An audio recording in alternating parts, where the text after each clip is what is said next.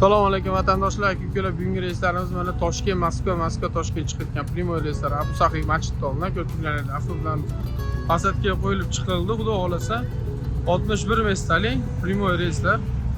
Haftada 4 marta dushanba, seshanba, payshanba va juma kunlari Toshkent, Moskva, Toshkent, Sankt-Peterburg. Moskvaning metro Kotelniki avtovokzaliga boradi. Peterga metro